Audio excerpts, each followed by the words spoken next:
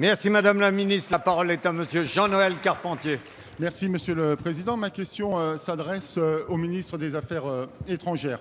Monsieur le ministre, le traité de libre-échange actuellement en discussion entre l'Europe et les États-Unis, le fameux TAFTA, comme son frère jumeau avec le Canada, le CETA, inquiète légitimement les opinions publiques.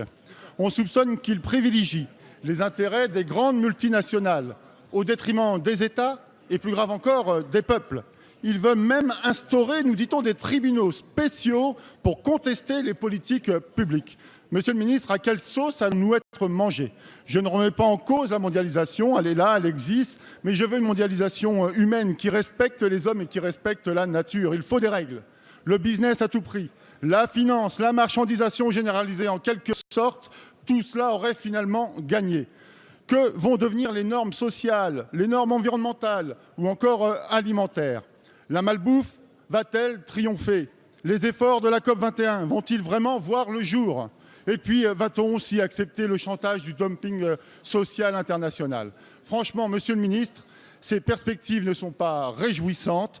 Même l'ONU s'en inquiète. Le TAFTA semble avoir du plomb dans l'aile, et c'est tant mieux. Mais concernant l'accord entre l'Europe et le Canada, tout est prêt, tout est dans les cartons. L'Europe souhaite une application provisoire rapide en attendant la ratification des États membres. C'est antidémocratique. Monsieur le ministre, ma question est précise. Vendredi prochain, vous allez rencontrer vos homologues européens sur ce sujet. Allez-vous demander l'accord formel de notre Parlement avant toute application, même provisoire, de ce traité? Je vous remercie. Merci. La parole est à Monsieur Matthias Fekl, secrétaire d'État chargé du commerce extérieur. Merci Monsieur le Président. Mesdames et Messieurs les députés, Monsieur le député, je vous remercie pour votre question. J'étais ce matin devant les commissions compétentes avant le Conseil des ministres du commerce extérieur qui se tiendra à Bruxelles vendredi pour rendre des comptes et échanger avec la représentation nationale comme je le fais à chaque fois que cela est souhaité. Vous parlez du CETA et notamment d'une question précise sur son application. L'analyse du gouvernement là-dessus est claire et n'a jamais varié. Nous considérons que l'accord avec le Canada, dont les négociations sont terminées depuis plus d'1 an et demi désormais, est un accord mixte avec donc une ratification européenne et une ratification nationale. Tous les États membres de l'Union européenne sont d'accord sur cette analyse.